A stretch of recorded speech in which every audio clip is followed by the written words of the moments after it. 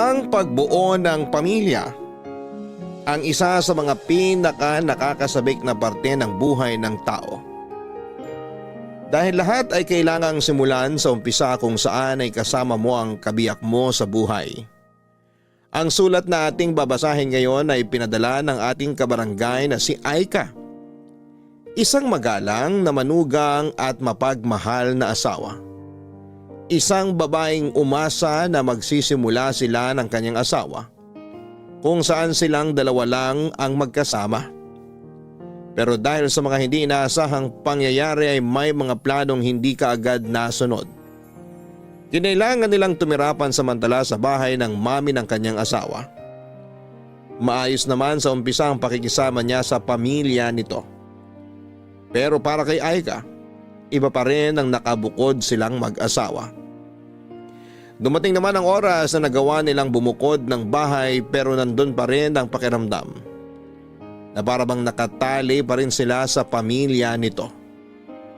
Paano nga ba makukumbinsi ni Aika ang asawa niya na mag-focus ito sa kanilang pamilya? May mali nga ba sa gusto niyang mangyari para sa kanilang pamilya? Masyado na nga ba siyang nagiging makasarili? Gusto mo na bang malaman kung bakit mas pinili ni Aika na bumukod silang mag-asawa ng bahay? Handa ka na bang mainis at maiyak sa kwento ng buhay niya? Minsan ba ay nakasamaan mo na rin ang loob ang pamilya ng kapareha mo? Nagawa mo bang makipag-ayos sa kanya? Si Aika kaya? Paano niya pinili ang desisyon na gagawin niya para sa kanyang sariling pamilya? Malalaman natin ang landas na pinili niya dito sa mga kwento ng pag-ibig, buhay at pag-asa sa nangungunang Barangay Love Stories.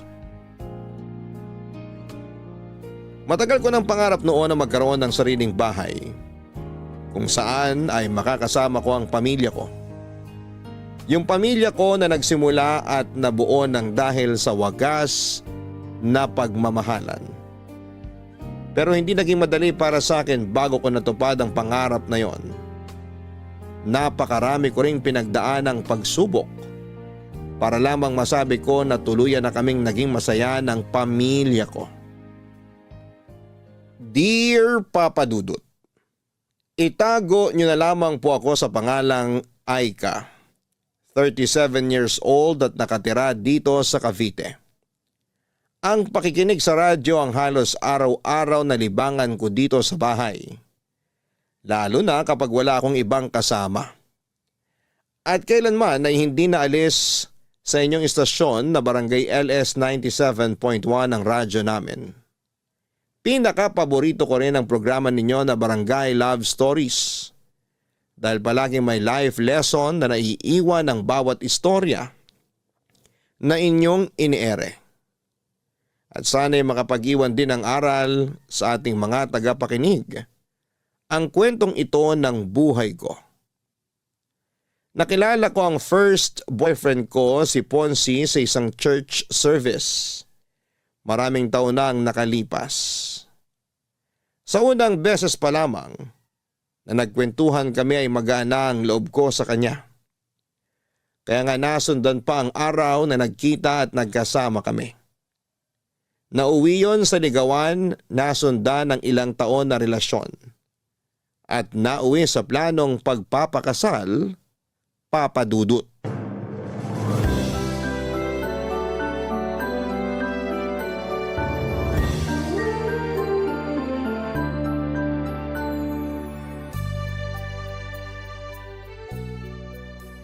Naayos mo na bang listahan para sa invitation card na ipapaprint natin, mahal?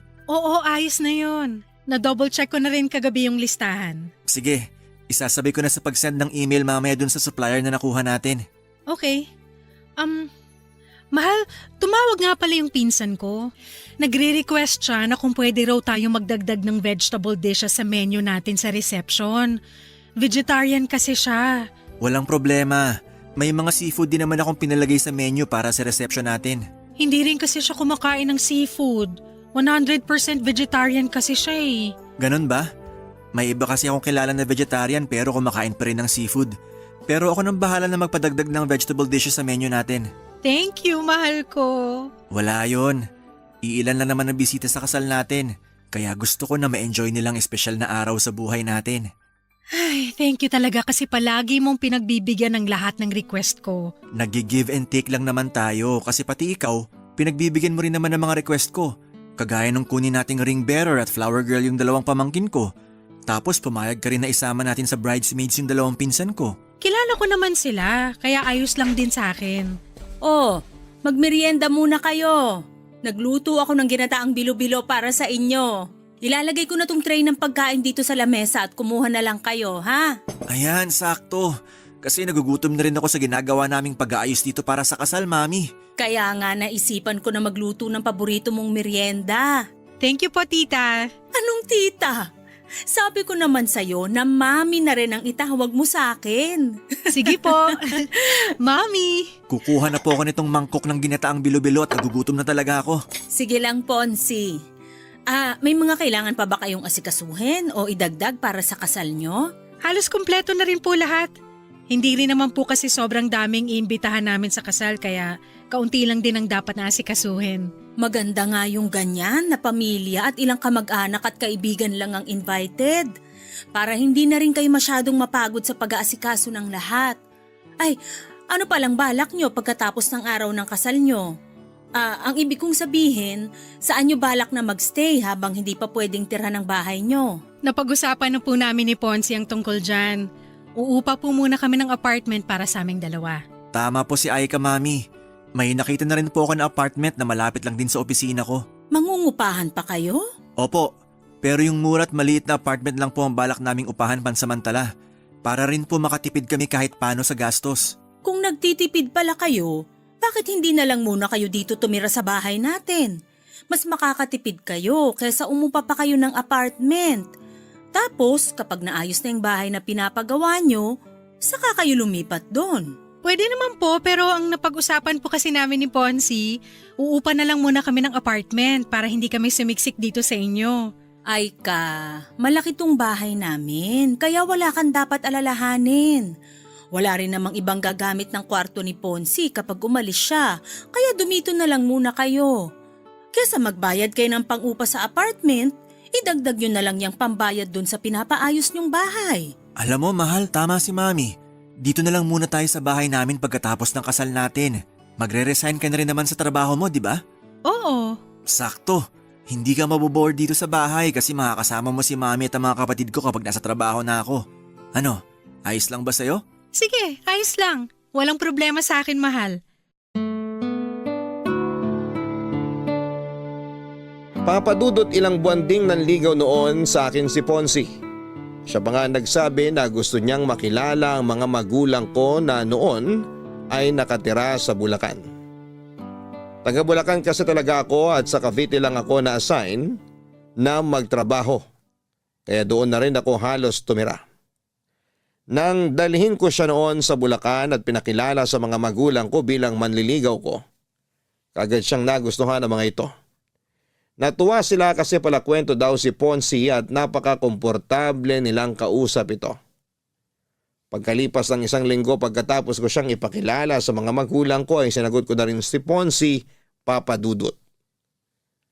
Ang pakikipagrelasyon kay Ponzi ang desisyon na kahit kailan ay hindi ko pinagsisihan. Wala kasi siyang ibang pinaramdam sa akin kung hindi puro pagmamahalang. Ang dami niya na ring naging plano noon para sa future namin. Sa first anniversary nga namin, nagulat ako sa naging regalo niya sa akin. Kumuha na pala siya ng bahay na hinuhulugan para sa aming dalawa. Halos maiyak ako noong gabi na yon. Kasi pakiramdam ko, parang nananaginip lamang ako. At ilang buwan nang lumipas, nagplano na rin kami na magpakasal. Dahil hindi pa maayos ang bahay namin noon ay tumira muna kami sa bahay ng mami ni Ponzi kasama ang kapatid niya, Papa Dudut.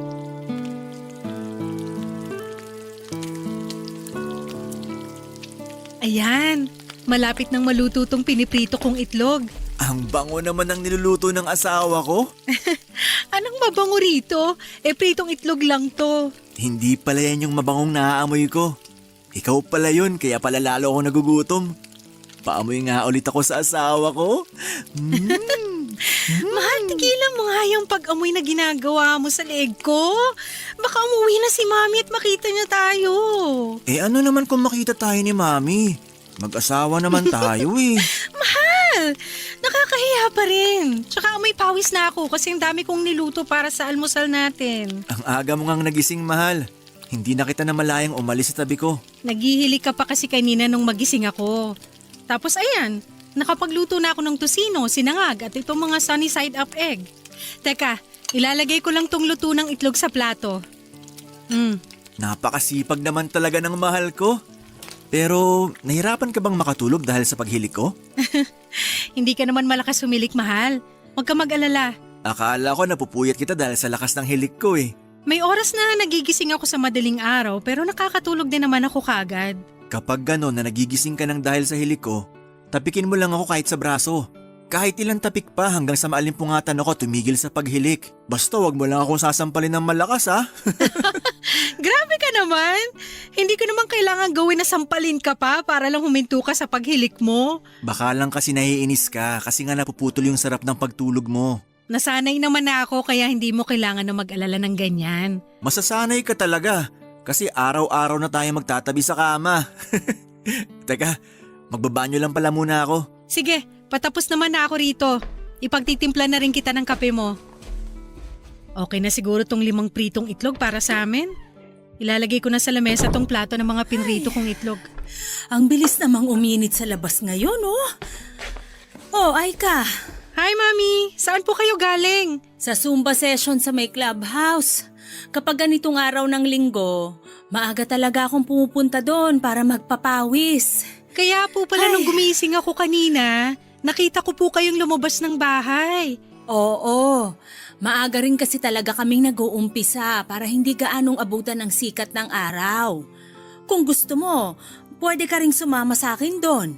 Magandang exercise ang Zumba para sa katawan natin. Naku, wala po akong hilig sa mga Zumba o exercise pero sige po. Sasama po ako minsan kapag sinipag ako. Sakto rin po ang uwi niyo kasi katatapos ko lang po magluto ng almusal natin. Naku, hindi pala kita nasabihan tungkol sa almusal ng mga anak ko. Bakit po? May mali po ba sa niluto ko? Ay, yung dalawang nakababatang kapatid kasi ni Ponzi, magkaiba sila ng gustong luto sa itlog. Yung isa, gusto niya na puro egg white lang. Yung bunso ko naman, gusto niya na yung egg yolk lang ang para sa kanya.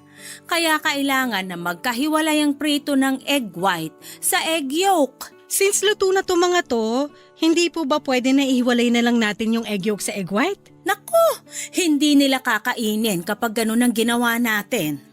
Pero sige, ako na lang ang magpiprito mamaya ng para sa kanila.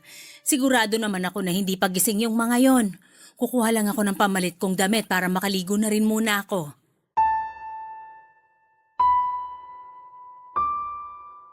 Papadudot pangalawa sa 4 na magkakapatid ang asawa ko. Ang ate niya ay wala na sa bahay dahil may sarili ng pamilya na nakatira sa ibang bansa. Ang 2 mas nakababata niyang kapatid ay nag-aaral pa noon sa kolehiyo. May kayang pamilya ni Ponzi dahil maraming negosyo ang mami niya. Malaki rin ang bahay nila kaya may sarili kaming kwarto ng asawa ko. Pero sa totoo lang, ayoko sa ideya na doon muna kami mag-stay sa kanila pagkatapos ng kasal namin. Ang gusto ko kasi talaga ay magkaroon kami ng solong bahay ni Ponzi.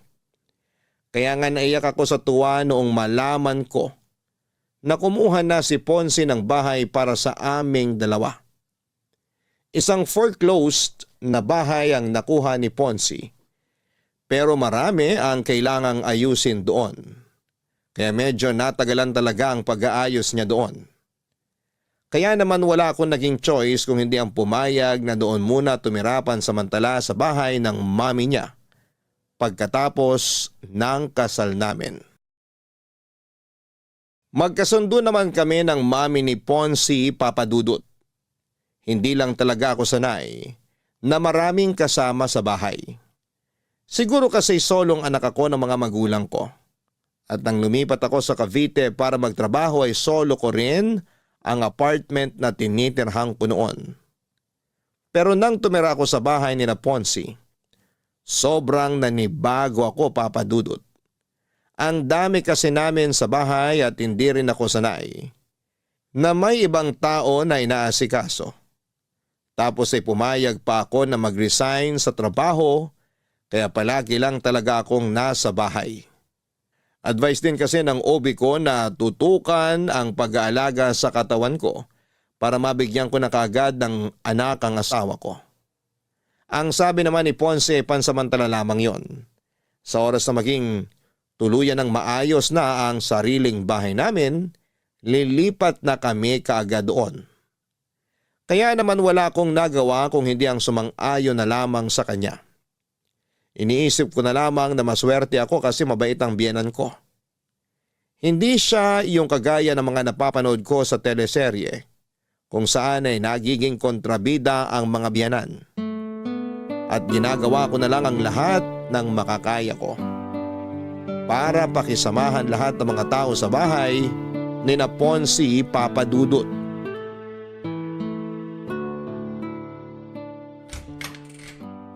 Ay, buti na lang wala masyadong traffic pa uwi. Mabuti naman at nakauwi ka na, mahal. Akala ko nga maiipit pa ako sa traffic kasi Friday ngayon. Oo nga, tapos araw din ng sweldo kaya ina-expect ko rin na mas late ka pang makakauwi. Gusto ko na nga matapos ang meeting namin kanina kasi naantok na rin talaga ako. Nagugutom ka ba? Hindi, Sigurado ka? Pwede ko namang iinit yung dinner namin na tinola kanina. busog pa ako. Kasi umorder din ng pizza yung manager namin kanina. Kaya may pagkain kami habang nagmi-meeting. Yun talagang dahilan kung bakit inantok ako. Kasi nabusog ako dun sa pizza. Ay, makahiga nga muna dito sa kama natin. Sandali lang, ikukuha muna kita ng pambahay. Mamaya na. Huwag ka munang umalis dito sa tabi ko. Hindi ka ba muna maliligo o magpapalit ng damit? Mamaya na. Payakap muna ako sa asawa ko. Ito, yayakapin kita ng sobrang higpit. Ay, ang sarap naman talaga ng yakap ng asawa ko. Nakakawala ng pagod. Gusto mo i-massage kita? Mamaya na lang, mahal. Mas gusto ko magpahinga dito sa mga yakap mo. Bakit nga pala gising ka ng ganitong oras? Pasado 11:00 na rin ah. Ang totoo, kanina ko pa rin gusto magpahinga pero hindi ako makatulog. Bakit? May masakit ba sa'yo? Masama ba pakiramdam mo? Walang masakit sa akin at ayos lang din ang pakiramdam ko. Ano lang, nasa kwarto kasi ngayon ng bunsong kapatid mo yung mga kaibigan niya. Mga kaklase niya yata yun. Ah, oo. Mga kaklase niya nga yun. Nabanggit ni Mami kahapon na may kailangan silang tapusin na research paper, kaya mag-overnight sila dyan. Masyado ba silang maingay kanina? Medyo maingay nga sila. Puro lalaki kasi sila doon sa kabilang kwarto tapos ang lalakas pa ng boses nila. Nag-video game pa nga yata sila kasi ang lakas ng sound ng TV nila doon. Hindi ko nga alam kung nagawa ba nila yung sinasabi mong research paper nila. Pasensya ka na sa kanila, mahal. Medyo maingay talaga sila kapag magkakasama. Okay lang naman pero sana naisip nila na may iba pa silang kasama dito sa bahay. Katabi pa naman natin yung kwarto nila kaya rinig ko talaga yung mga ingay nila. Gusto mo ba nakausapin ko yung kapatid ko bukas? Wag na, hindi naman na kailangan kasi tumahimik naman na sila bago ka dumating. Tsaka hindi lang siguro ako sanay na may ganun kaingay sa gabi. Siguro nga, mahal. At kapag naulit pa yung pag-iingay nila ng oras ng gabi, kakausapin ko na talaga siya. Pero wag mo siyang aawayan kasi baka magkaroon kayo ng issue ng dahil sa akin. Oo, hindi ko gagawin yan. Alam mo naman kung gaano ako kahinahon kapag may gusto akong ayusin na gusot sa ibang tao. Pwede rin naman nasanayin ko na lang muna ang sarili ko sa ingay nila. Minsan lang naman sila pumunta dito sa bahay, 'di ba? Kapag sem break nila, mas madalas sila dito sa bahay, mahal. Ganun ba? Sige, mukhang kailangan ko na rin talagang masanay sa ingay nila. Pasensya na talaga, mahal. Basta kapag naulit pa to, kakausapin ko ng kapatid ko para hindi nila maistorbo ang pagpapahinga mo. Papa Dudut, bukod sa naninibago ako dahil may mga ibang kasama kami sa bahay, nahirapan din akong makisama sa mga kapatid niya. dahil mga estudyante pa sila ng panahon na yon. Nakakalimutan nilang may iba silang kasama sa bahay na hindi sanay sa ingay nila. Madalas akong napupuyat lalo na kapag nag-i-sleep over ang mga kaibigan ng kapatid niya sa bahay. Hindi ko nga alam kung paano nakakatulog kaagad si Ponzi kahit maingay sa bahay. O baka dahil sanay na siya sa mga ganong ingay ng kapatid niya at mga kaibigan nito. Bukod doon ay nagiging issue ko rin ang pagiging makalat ng mga ito sa bahay. Lalo na kapag wala pang biyanan ko.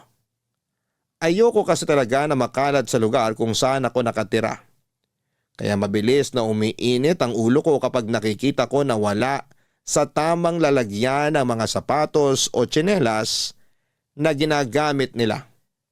Pati na ang pagliligpit ng pinagkainan nila ay madalas na ako ang gumagawa. Kasi kung hindi ko gagawin yon ay tatambak lamang yon sa lababo hanggang sa hapunan. Pero tiniis ko na lamang ang lahat ng yon bilang pakikisama sa kanila. Hanggang sa dumating ang panahon na sa wakas ay nagdalang tao na rin ako, Papa Dudut. Ang sarap talaga nitong ginataang tulingan na luto nyo, Mami. Tama po si Ponzi. Isa po to sa pinakapaborito ko na niluluto nyo. Mabuti pa kayo, gusto nyo yung ginataang tulingan ko.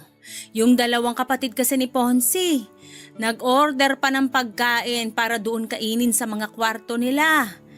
Hindi kasi talaga nila gusto kapag yan ang niluluto ko. Kaya po pala hindi sila sumabay sa atin na maghapunan. Nung nakita nila kaninang naglilinis ako nitong isdang tulingan, sinabi kaagad nila na o-order na lang sila ng pagkain nila. Ang sabi ko nga, ipagpiprito ko na lang sila ng manok pero ayaw din nila. Baka po may iba rin silang trip na kainin sa hapunan, Mami. Mukhang ganun na nga. Nakita ko na burger at fries ang in-order nilang pagkain. Mabubusog po ba sila sa mga in-order nila na pagkain? Ganun talagang dalawang yon, mahal. Kapag hindi nila trip ang ulam, matik na burger at fries ang i-order nilang pagkain. Sa kanilang magkakapatid, yung dalawang yun talagang pinakapihikan pagdating sa pagkain. Ayaw nila ng may gata o magulay na pagkain. Madalas ang gusto nila mga inihaw o piniritong karne ng manok at baboy. Di ba ganun din si Daddy? Nakwento niyo po dati? Oo, doon talaga sila sa daddy mo nagmana na hindi rin palakain talaga ng gulay. Buti na lang po mahilig sa gulay si Ponzi. Mabuti na lang at sa akin siya nagmana pagdating sa bagay na yon kahit na hindi ko siya kamuka. Ay, kamusta nga pala yung check-up mo kanina? Maayos naman po, Mami. Wala naman po nakitang problema ang ubigay ni ko sa pagbubuntis ko. Mabuti naman. Ilang buwan na nga uli yan? 5 months na po. 5 months pa lang pala yan. Pero parang masyado ka na yatang malaki, Aika. Po? Ano pong ibig niyong sabihin, Mami? Parang ang bilis mong tumaba. Mukha naman pong sakto lang ang laki ng katawan ni Aika, Mami. Normal din naman daw po ang weight niya, sabi ng doktora niya kanina. Nako, minsan hindi yun basta nakikita sa timbang. Magugulat na lang kayo sa next follow-up check-up niya. Kailangan ng bantayan ng mga pagkain ni Aika. Nung magbuntis kasi ako, hindi talaga ako lumobo ng sobra. Halos tiyan ko na nga lang ang lumaki sa akin nun. Nakita ko nga po yung ibang picture niyo nang pinagbubuntis niyo yung bunsong kapatid ni Ponzi. Grabe, ang payat niyo pong magbuntis talaga. Hindi kayo sobrang tumaba o kahit na manas man lang? Sexy talaga magbuntis si Mami. Lahat ng mga pregnant photos niya, parang hindi siya buntis kapag tinakpan ang tiyan niya. Mahilig din kasi kung mag-exercise kahit buntis ako. Kaya nga ikaw, Aika, sumama ka na sa akin minsan sa clubhouse kapag Sabado at Linggo ng umaga. May mga light Zumba session naman sila para sa mga buntis na kagaya mo. Pwede nga yun, mahal, no? Sabi naman ni doktora kanina, pwede ka ng mga light exercise. Makakatulong din daw yun para hindi ka mahirapang manganak. Ayun naman pala! May advice na rin sa'yo ang doktora mo kaya sumama ka na sa akin sa Sabado. Ipapakilala kita dun sa mga kumari at kaibigan ko. Sigurado ko na mag-i-enjoy ka rin kapag nasubukan mo ng isang beses. Wala po kasi talaga akong hilig sa ganyan. Subukan mo lang, mahal. Feeling ko mag-i-enjoy ka rin kapag nakasanayan mo na. Tingnan mo si Mami, Mas mukhang bata kaysa sa edad niya. Nakakabata naman kasi talagang kahit na anong klase ng exercise. Kaya samahan mo na ako kahit minsan lang na magsumba, Aika. Sige po, Mami. Sasamahan ko po kayo sa Sabado. Papadudot nung una talaga ay sinubukan ko rin na isuggest kay Ponce na kumuha muna kami ng pansamantalang apartment. Kasi ayoko talaga sa ideya na doon kami tumira sa kanila. Pero nang sabihin niya na malaki ang matitipid namin, kung doon muna kami sa biyenan ko ay wala na akong naisip na pwedeng idahilan para hindi sumang-ayon sa kanya. Tama naman kasi ang sinasabi niya na malaki ang matitipid namin. Malapit kasi ang bahay nila sa opisina kung saan siya nagtatrabaho. Kaya wala talaga akong choice kung hindi ang pakisamahan ng lahat ng kasama namin sa bahay. Kaya lang, mula nang magbuntis ako ay parang lalong kinailangan kong magdagdag ng mahabang pasensya sa bahay na yon. Naging madalas kasi ang pakikialam ng biyenang ko sa pagbubuntis ko. Pati na ang paglaki ng katawan ko ay pinupunan niya. Kahit pa ilang beses na naming sinabi na normal naman ang timbang ko. Samantalang ang mga magulang ko ay bihirang magbigay ng kahit na anong paalala na alam nilang pwedeng makaapekto sa damdamin ko. Bilang isang buntis, nagiging emosyonal talaga ang isang babae. Mabilis kaming mainis, masaktan o maiyak. Kaya naman ilang beses kong pinigilan na magpakita ng kahit na anong inis sa tuwing kaharap ko ang biyenang ko na may sinasabing hindi masyadong maganda, Papadudot. Papadudot, ang mami halos ni Ponce ang kasama ko sa ilang buwan ng pagbubuntis ko. Malayo kasi ang mga magulang ko kaya minsan lang silang makadalaw sa Cavite. Pero madalas naman silang tumatawag para kumustahin ako. Laking pasasalamat ko na lamang din at nagsilang ako ng napakalusog na baby. Nang makauwi kami sa bahay ni na Ponce, naging masikaso naman kahit papaano sa akin ang mami niya. Ayun nga lang, napipilitan akong sumama kay mami ng ilang beses sa pagsusumba niya sa clubhouse. Kahit na hindi ko to nai-enjoy talaga. Kasama rin namin si baby na noon ay pinapasyal at pinapaarawan naming saglit. Hindi man ako kasing payat ni mami, hindi naman ako sobrang taba pagkatapos kong manganak noon. Pero palagi niyang pinapaalala na kailangan ko pa rin ng mga light exercise. Tapos may mga oras pa na naiistorbo ng ingay ng mga kapatid niya ang pagpapahinga ko dahil sa ingay kasama ng mga kaibigan nito. Mabuti na lang, mas malalim ang tulog ng baby ko kaya hindi ito kaagad nagigising. Ang lahat ng pagod na nararamdaman ko noon, kaagad na nawawala kapag hawak ko na ang baby ko. Totoo pala yung sinasabi nila na ang pagkakaroon ng anak ang isa sa mga pinakamasayang bahagi ng buhay ng isang babae. At ilang buwan pa ang lumipas noon. Sa wakas ay nakalipat na kami ni Ponce sa sarili naming bahay, Papadudot. Sa wakas, naiayos ko na rin tong sofa dito sa sala. Wala na kaming malaking gamit na naiwan sa labas ng bahay. Pwede na akong maupo at makapagpahinga muna dito. Ay, sumakit ang likod ko kakabuhat ng malalaking gamit namin ah. Mahal, ito na ang kape at banana bread.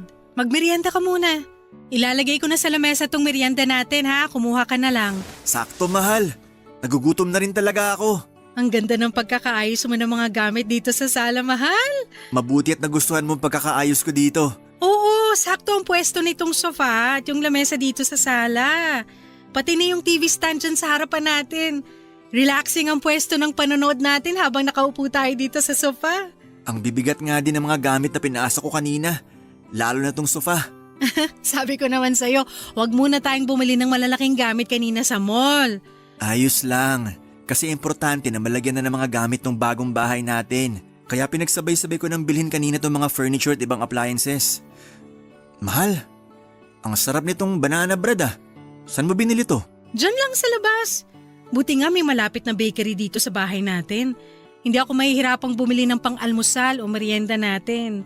Mukhang masarap din yung iba nilang tinda na tinapay dun. Tapos may malapit din na sari-sari store na halos katapat lang ng bakery na nakita ko. Sakto. Hindi mo na kailangan pumunta sa malayo para makabili ng mga pagkain at iba pang kailangan dito sa bahay. Oo, kina mami kasi ang layo ng mga tindahan mula sa bahay nila.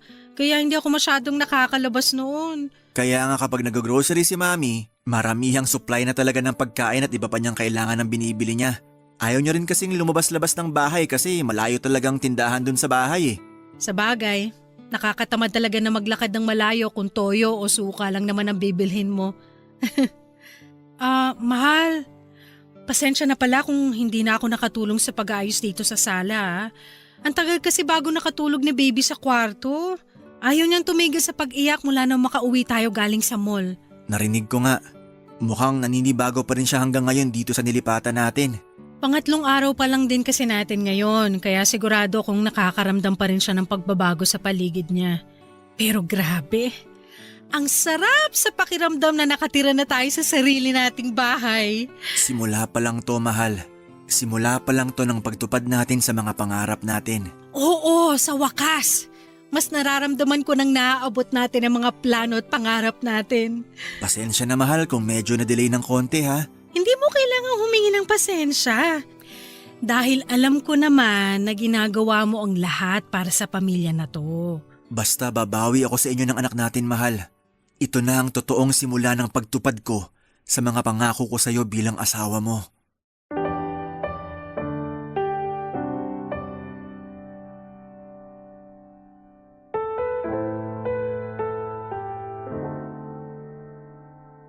Papadudot, pakiramdam ko noon ay natupad na ang isa sa matagal ko ng pangarap.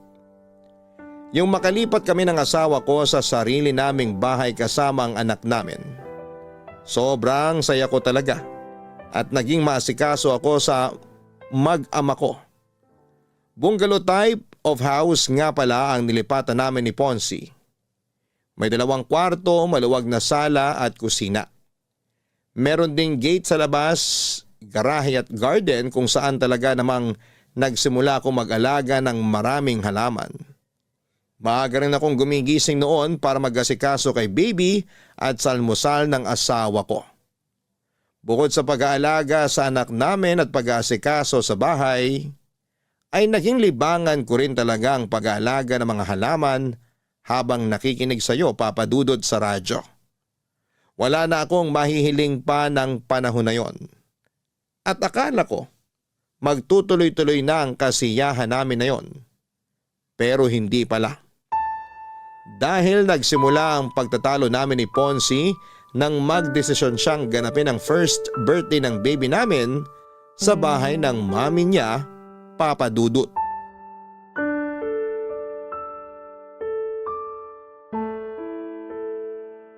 Ang dami namang hugasin dito sa lababo. Makapaghugas nga muna. Mahal? Anong ginagawa mo dito sa kusina? Hindi mo ba nakikita? Maghuhugas ako oh. Oo nga, nakikita ko.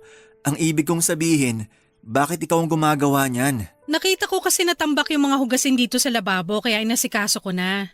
Tsaka hindi naman ako hahanapin sa sala kasi nandun si baby kasama ang mami mo at ang mama ko. Ay, ang dami naman mga baso rito. Dapat pala disposable na lang ang ginamit natin. Tulungan na nga kita sa pagliligpit mo, mahal. Wag na, kaya ko na to. Sige, ako na lang magpupunas ng mga mababanlawan mo ng baso at plato mamaya. Paubos na rin pala tong dishwashing liquid. Ay! Teka, alam ko meron pang isang bote si mami na nakatabi dito eh. Hanapin ko lang saglit dito sa kahon sa may lamesa. Nakita ko na. Eto, mahal oh. Lagay mo na lang muna dyan sa tabi. Gagamitin ko yan pag wala ng laman tong bote sa lababo. Sige. Mahal? Galit ka ba? May dahilan ba para magalit ako? Hindi ko alam. Parang wala naman. Wala naman pala. So bakit mo natanong kung galit ako? Mahal, ano ba talagang problema? Sabihin mo na sa akin. Wala akong problema. Eh, ano ang kinakagalit mo? Okay, sige. Hindi ako galit, mahal. Medyo naiinis lang ako. Naiinis ka saan? Hindi mo ba talaga alam kung saan ako naiinis? Dahil ba to sa birthday party ni baby na dito natin ginawa sa bahay ni Mami? Hindi na ako magsisinungaling. Oo ang sagot ko sa tanong mo na yan. Akala ko ba okay lang sa'yo? Paanong hindi magiging okay sa akin? Nakapagdesisyon ka na. Pasensya na, mahal. Akala ko kasi ayos lang talaga sa'yo. Mahal, alam mo kung gaano ako ka-excited nang makalipat na tayo sa wakas sa sarili nating bahay. At akala ko ganun ka rin, na masaya ka rin kasi may sarili na tayong bahay. Masaya naman ako. Sino bang may sabing hindi? Kung talagang masaya ka, bakit kailangan mo pang pumayag na dito mag-celebrate ng first birthday si baby? Mahal, first birthday to ng anak natin. Alam mo ba kung gaano kahalaga yun? Sina mama at papa nga kanina pa nagtatanong kung bakit hindi raw tayo nag-celebrate sa bahay natin. Akala nila, kaya tayo lumipat tong nakaraang buwan para saktong dun tayo mag-celebrate sa bahay natin. Pero hindi. Hindi natin ginamit yung pagkakataon na gawing mas espesyal sana ang birthday ni baby. Mahal, huwag ka nang umiyak. Naiinis lang ako kasi sobrang excited ko na gumawa na tayo ng maraming memory sa sariling bahay natin. Tapos parang magkaiba naman pala tayo ng mga plano sa buhay. Parang hindi ka naman talaga masayang tuparin lahat ng pangako mo sa akin. Mahal, hindi totoo yan. Sorry na. Matagal na rin kasing naplano ni Mami tong birthday party ni baby. Pero ito, promise ko sa'yo, sa mga susunod na birthday party niya, doon na natin palagi gagawin sa bahay natin. Hindi na tayo magsa-celebrate sa ibang lugar.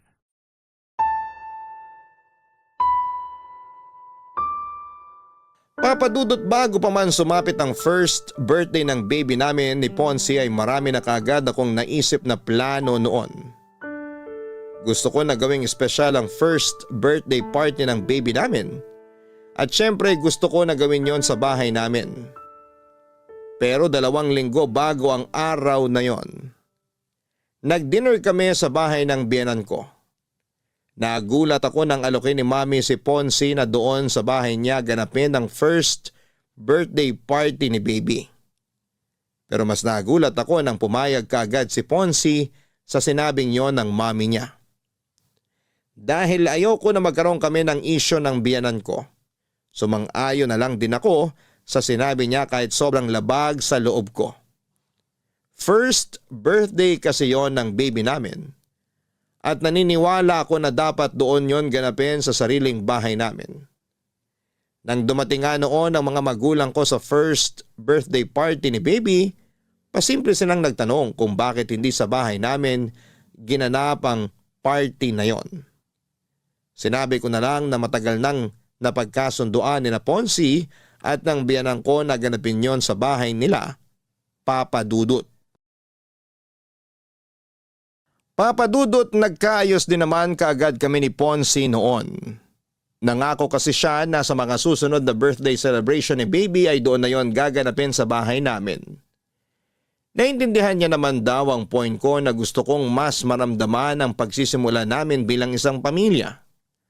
At hindi namin magagawa yon kung halos araw-araw kong dumalaw sina Mami sa bahay namin.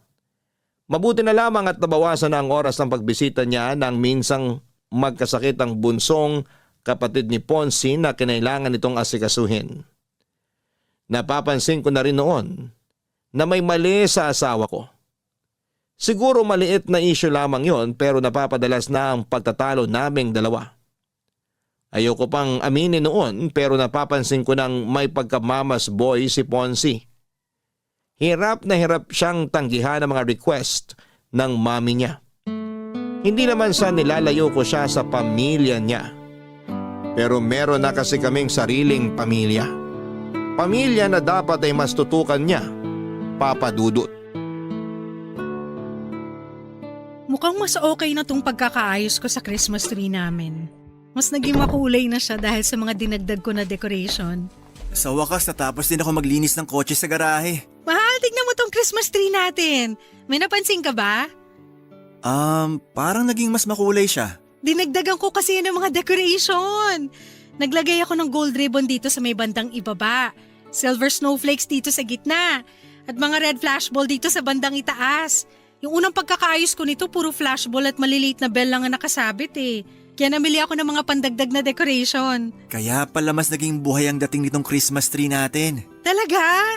Mas gusto mo ba to kaysa sa unang pagkakaayos ko nito ng isang linggo? Oo, mahal. Mas gusto kong pagkakaayos mo ngayon dyan sa Christmas tree. Ay, mabuti naman. Parang pang-apat na beses ko na yatang inaayos ang mga decoration nito. Napansin ko nga yan. Na palagi kang may napapansin sa mga decoration na nakasabit dyan. Gusto ko kasi na sobrang ganda nito lalo na sa Pasko. Yun din naman ang gusto ko, mahal. Kaya nga sobrang thank you sa effort na ginagawa mo para mas mapaganda pa ang Christmas tree natin. Wala yun. Siyempre excited lang talaga ako na mag-celebrate ng first Christmas kasama si baby. Nabalot ko na nga rin pala yung mga regalo natin para sa ibang inaanak natin. Nandyan na rin sa ilalim ng Christmas tree. Parang ang daming regalo nito ah. Hindi pa nga kumpleto yan eh kasi may mga regalo pa ako na hindi napabalot. Yung mga regalo natin sa mga pamangkin natin at mga kapatid mo. Mabuti na lang talaga at maaga tayong nakapamili. Ayoko rin kasi talaga ng nakikipagsiksikan sa mga tao sa mall. Kahit alam ko na mas malaki ang discount kapag malapit ng Pasko, hindi pa rin tayo pupunta doon. Mas pipiliin ko pa rin yung araw na makakapamili tayo ng wala masyadong stress. Ay naku, ako rin. Ayoko na masyadong stress kapag namimili tayo lalo na't kasama natin si baby. Naalala ko tuloy nung tuwang-tuwa siya habang nasa mall tayo. Ang dami niya kasing nakikita na bago sa paningin niya. Kaya dalasan natin ng pamamasyal para hindi siya manibago sa tuwing lalabas tayo. Mabuti naman at naisip mo yan. Dahil plano ko na rin sabihin sa'yo yan. O nga pala, bukod sa buttered shrimp, smoked salmon pasta at graham de leche, ano bang request mo na iluto ko para sa Noche Buena natin? Okay na yun, mahal. Ang dami na nga nung mga binanggit mo eh. 3 klaseng pagkain lang yung sinabi ko. Oo, alam ko. Pero hindi mo na kailangan damihan ng iluluto mo. Sigurado kasi ako na marami ring iluluto si Mami para sa Noche Buena. Baka hindi na natin matikman lahat kung dadamihan natin ng dalang pagkain sa bahay niya. Teka, tama ba ang pagkakaintindi ko sa sinabi mo, mahal? Doon tayo magno-Noche Buena sa bahay ni Mami? Oo, mahal. Hindi ko na kasi natanggihan si Mami nang mag-request siya sa akin. Alam ko na dapat first Christmas natin to ngayon dito sa bahay natin. Pero pagbigyan na natin si Mami kasi dito naman natin sa bahay sasalubungin ng bagong taon.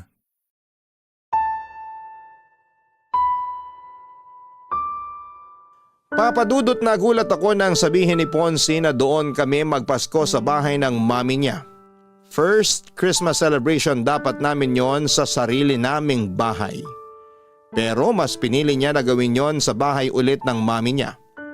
Ang nakakainis pa doon, yung paggawa niya ng desisyon na hindi man lang tinatanong kung ayos lang ba sa akin. O siguro'y alam niya rin na hindi ako tatanggi pa. Kaya hindi niya na ako tinatanong pa. Sobrang nahirapan talaga akong itago ang inis na nararamdaman ko noon. Gustong gusto kong awayin ang asawa ko. Pero dahil ayoko na dumating ang araw ng Pasko na hindi kami magkasundo ay pinakalma ko na lamang ang sarili ko.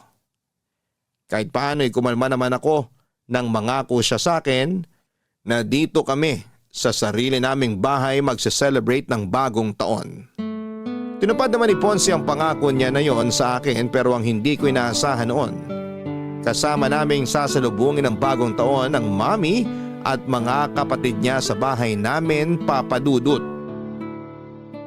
Salamat sa pag-aasikaso niyo sa amin ng mga kapatid ni Ponce, Aika. Walang anuman po, Mami. Sana po nag-enjoy kayo sa pagse-celebrate natin ng bagong taon dito sa bahay namin. Siyempre naman, ang sasarap ng mga hinanda mong pagkain. Sabi ko naman po sa inyo, mas masarap na magluto ngayon ng asawa ko eh. Napansin ko rin yan sa dami ng mga nakain ko kagabi. Masarap din po yung mga dala niyong pagkain. Ang dami pa nga pong natira dito sa amin. Ayaw niyo po ba talagang dagdagan yung pagkain na iuuwi niyo sa bahay niyo? Oo nga po, Mami. Ang dami pa pong pagkain na natira dito sa amin.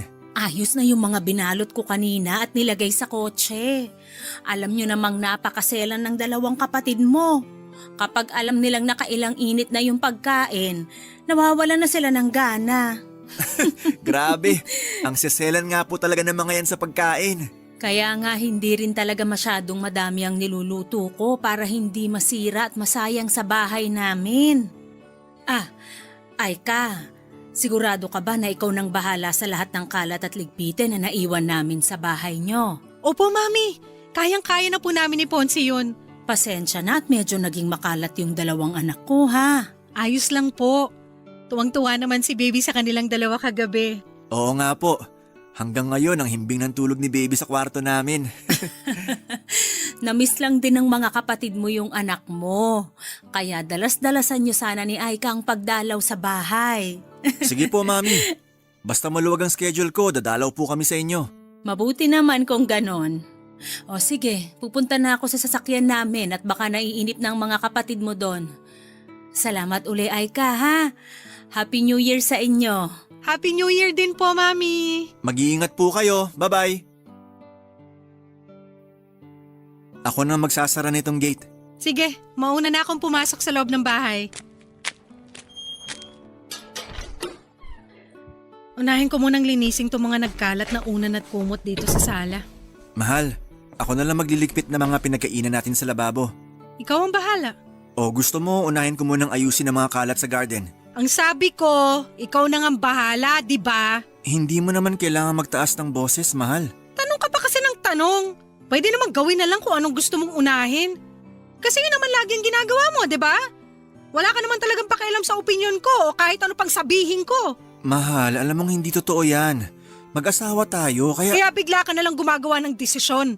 At hindi mo man lang tinatanong kung okay lang ba talaga sa akin. Tungkol ba to sa pagse-celebrate natin ng bagong taon kasama sina Mami? Oo! Ahika, tinanong naman kita tungkol doon at ang sabi mo, ayos lang nakasama natin sila na salubungin ng bagong taon. Ponsi, tinanong mo yan sa akin nung nandyan na sa labas si na Mami.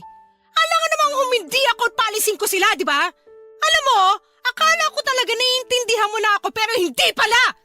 Sorry, akala ko talaga walang issue sa'yo na kasama natin ang pamilya ko. Wala naman talagang issue sa akin na makasama natin sila.